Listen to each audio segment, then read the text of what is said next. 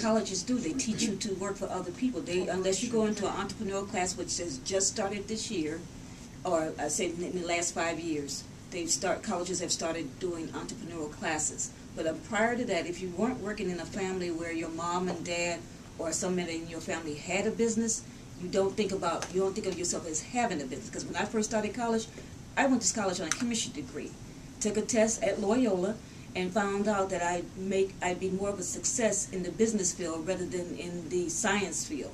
And I switched from chemistry to business, and found out that yes, I am more business minded than I want to make a bomb. So the thing is stick with business. Can I? Yes. Okay, so what's your name? Venita. Venita. One thing I heard you say, I'm full-time employed, so I have the blessing of having an income. I also see this business though. So it's not just if you're unemployed having to change that mindset. I have to shift my mindset now because I love what I'm doing in my full-time job. But this is what I really want to do. And so as far as balancing, it's very similar. It's no different just because you're unemployed or someone is employed and you happen to have a job. The mindset still has to shift, and we still have to use the same tools, which I think we're going to hear about. You're right. So basically, even adjustment, aren't you? Adjustment. Yeah. Even if I have a job and I have a business that I want to do, what I'm going to do is figure out a way to transition. You can't love two husbands. So you can't love two things. So I'm going to love this over here, and that's what I'm going to do. I'm going to divorce this. I love you, but can't be my husband. So then I'm going to be this one. Because I'm telling you people, if you don't make a commitment, it ain't going to work. Seriously. You got to, and it's got to be a timeline. So with you, you're going to say in 2006, going way back, in 2012, plan on it, that I'm going to leave here and I'm going to go here.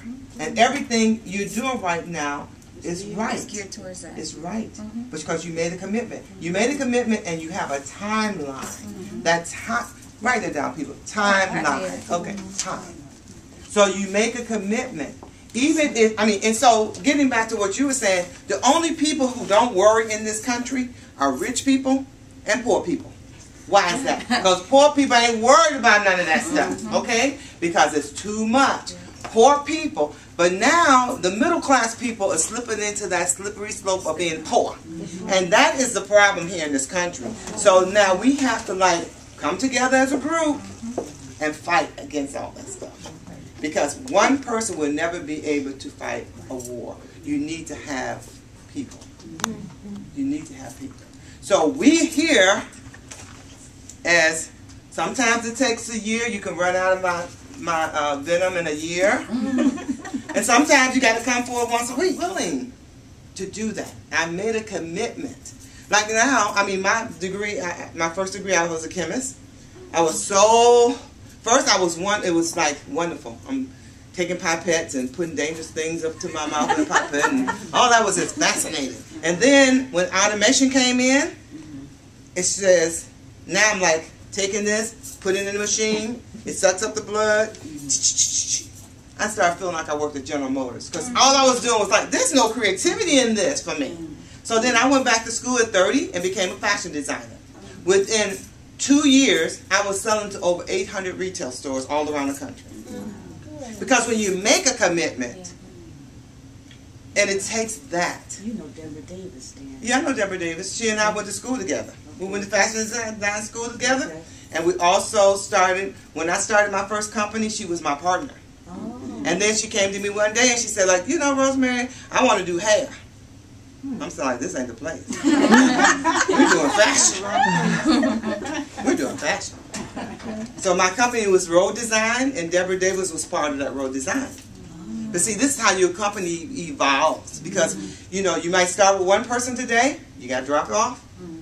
Get somebody else. If that doesn't work, get somebody else. But you're always going up and down. But you yourself has made a commitment. And other people come around, you shake them off. and you move on. Because I was going That's to my phone now. Let me tell you, No, it was a choice between you and Women for Hire, and I picked you. You picked me? Yes, ma'am. You gonna take me home? Instead of going to look for a job, I came here. Wait. Okay, now about anything else from the workshop. If you don't get anything else from this workshop today, please just get that one thing. You make a commitment for your life. This is your life. This is not a dress rehearsal. You know, it's right now. And that's what we have to focus on, is what we can do right now.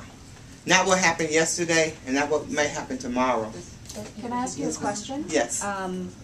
In my mind, what's really important for me right now is to really focus on what gives me a lot of passion. I know you said, oh, we're passionate about this, we're passionate about that, but for me, I'm pretty focused with what I'm really passionate about and what I love. So I think it's a really important factor to drive you towards your business, to be really passionate, because it's sort of like you have so much energy, like natural energy, because it excites you and it gives you that momentum towards committing to something that you know you're going to do because you just love it. Right. So Right. to me, that's how I look at it, that that's, if I'm going to do something, that's what I want it to be about, because I need that fuel and that energy to move me forward. Is that sort of the idea for most people when they're doing a business, or is it more driven by what's going to make me the most amount of money? Like for me, that's not what's right Well, for see, me. you didn't listen to what I said, because I was making $79,000 a month, and now I chose this. So therefore, things are not driven by money alone. Because number one, you see so many people with a lot of money and they're so miserable. I can name a few, but I'm on tape. So I won't go there, okay? But people, you know who I'm talking about. But, you know, so money is not it. You know, I mean, we all need money. And we want to make enough money so we can give money to other people who need money. That's how I look at it. That's how I look at it. You know, it's not all about self. Because once it's about self, then you sort of lost yourself. That's why I said, well, that's why I asked you, what are you doing in your neighborhood? What are you doing to impact somebody else's life? You know, because those are the things that really get you where you want to go, and then give you some like pointers, you know, when you leave here. Can I say something? Yes. In that idea about resources, I like talking to you while you're on camera. So I'm going to talk to everyone else while you're on camera too, because and just to dovetail about what Rosemary said about what are you doing in your community and what are you also doing with your time, and in light of talking about resources as well, whether you have a full-time job, whether you're, you know, just laid off, whatever it is, this is a resource. Women I is a resource. The one thing that Rosemary and I both love is we love free.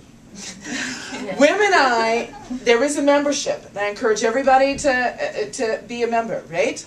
However you can make that happen, and it's not prohibitive. You spend more money in a month either on Starbucks or going to the club or what you wear. I mean, really, when you break it down, that's why budgeting is important. That's why Money Smart is important. But I digress a little bit, because let me go back.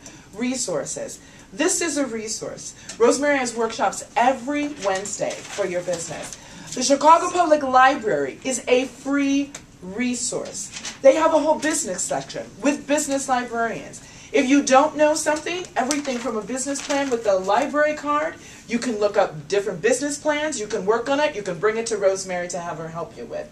The Chicago Library is a resource. The City of Chicago is a resource. It has all kinds of free business workshops through the Office of, is it Community and... Licenses, yes. Business affairs. Yeah, business affairs, absolutely.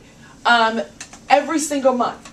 That is a resource. All of this is free. The Chicago Artist Resource, if you're a graphic designer, you've been in graphic design, if you didn't go and Rosemary was at the expo, the Creative Chicago Artist Expo Resources, pick up one of these cards. Look on this website. They have the Lawyers for the Creative Arts who will help you with all of everything from trademark to whatever it is for free. So really, when it comes down to starting a business with little money, you can start a business with no money. And these are the resources, but it takes time and it takes, what Rosemary said, a commitment. And if you just do these things,